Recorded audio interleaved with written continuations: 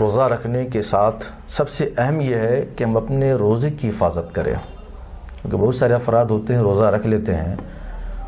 لیکن ان کے روزے کی حفاظت نہیں ہوتی، روزہ رکھ کر کے جھوٹ بولتے ہیں، غیبت کرتے ہیں، دھوکہ دہی کرتے ہیں، جبکہ روزہ کی حالت میں گناہ کے کام کو انجام دینا پھر روزے کا کوئی مطلب ہی نہیں ہے۔ السلام علیکم ورحمۃ اللہ وبرکاتہ۔ محترم سامعین، ان قریب ماہ رمضان ہمارے درمیان آنے والا ہے۔ وائس آف گلبرگہ کے ذریعے سے ناچیز کی طرف سے آپ کے لیے پیغام ہے۔ اللہ تبارک و تعالیٰ کی بارگاہ میں دعا ہے کہ اللہ تبارک و تعالیٰ ہمیں اور آپ کو اس پیغام پر عمل کرنے کی توفیق عطا فرمائے۔ محترم سامعین، اللہ تبارک و تعالیٰ کی طرف سے ماہ رمضان یہ ہم اور آپ کے لیے ایک عظیم نعمت ہے،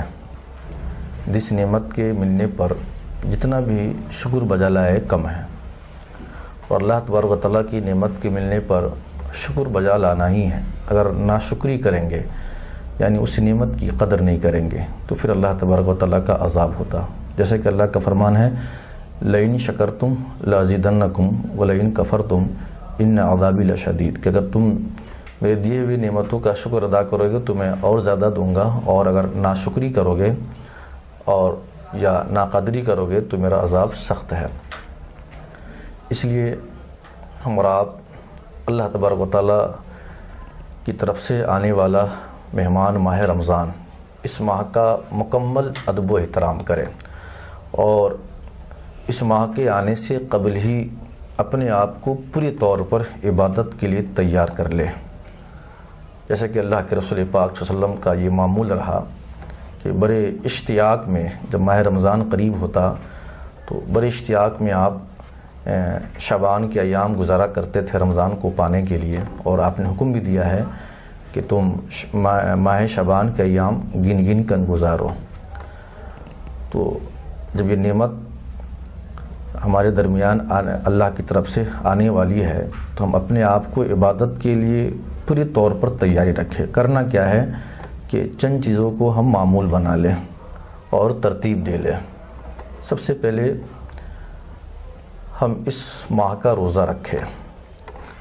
اور روزہ رکھنے کے ساتھ سب سے اہم یہ ہے کہ ہم اپنے روزے کی حفاظت کریں، کیونکہ بہت سارے افراد ہوتے ہیں روزہ رکھ لیتے ہیں لیکن ان کے روزے کی حفاظت نہیں ہوتی، روزہ رکھ کر کے جھوٹ بولتے ہیں، غیبت کرتے ہیں، دھوکہ دہی کرتے ہیں، جبکہ روزہ کی حالت میں گناہ کے کام کو انجام دینا پھر روزے کا کوئی مطلب ہی نہیں ہے۔ اور پھر جیسا کہ حدیث میں ذکر ہے کہ جو روزہ رکھ کر جھوٹ بولنا نہ چھوڑے، اللہ تبارک و تعالیٰ کو ایسے روزہ سے کوئی مطلب نہیں ہے۔ اس لیے ہم اور آپ کے لیے سب سے اہم چیز یہ ہے کہ ہم روزے کی حفاظت کیسے کریں۔ دوسری چیز، ماہ رمضان میں قرآن پاک کی تلاوت کثرت سے کریں۔ ہمارے بزرگان دین کے حوالے سے، جیسے کہ امام اعظم کے حوالے سے ہے کہ پورے ماہ رمضان میں 61 ختم قرآن پاک کیا کرتے تھے، ایک ختم دن میں، ایک ختم رات میں، اور ایک ختم تراویح میں ادا کیا کرتے تھے۔ لہٰذا ہم بھی کم سے کم یہ معمول بنا لیں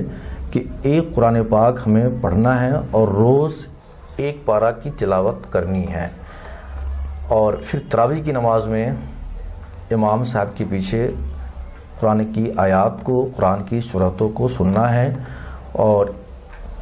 اس کیفیت کے ساتھ سننا ہے کہ امام صاحب جب قرآن کی تلاوت کرے تو ہمارا تصور یہ ہو کہ بارش کے قطرات کی طرح قرآن کی آیتیں ہمارے سینوں میں، ہمارے دلوں کے اندر اترے۔ یہ تصور کر کے ہم امام صاحب کے پیچھے قرآن کی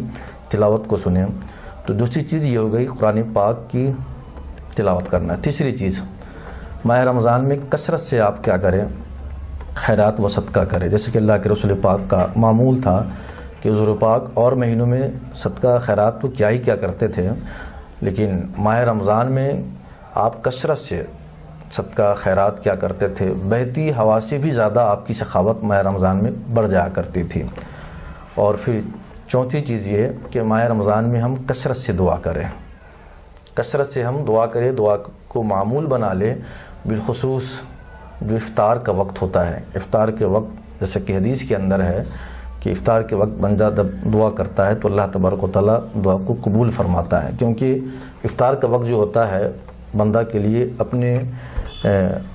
مزدوری کی اجرت لینے کا وقت ہوتا ہے،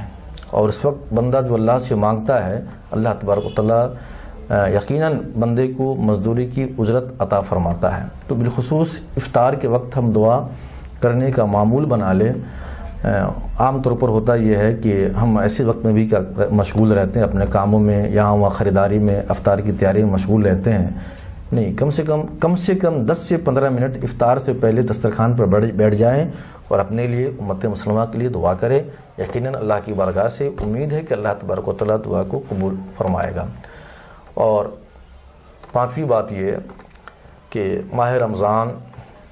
کو ہم یوں لہو و لعب میں، بیکار باتوں میں نہ گزارے، جتنا ہو سکے ہم اس میں نیکیاں کمانے کی کوشش کریں، کیونکہ اس مہینے میں جو نیکیاں دی جاتی ہے اور مہینوں سے کہیں بڑھ چڑھ کر اللہ تبارک و تعالیٰ نیکیاں عطا فرماتا ہے، رحمت کے دروازے کھلے رہتے ہیں۔ تو نہ تو رات اور نہ تو دن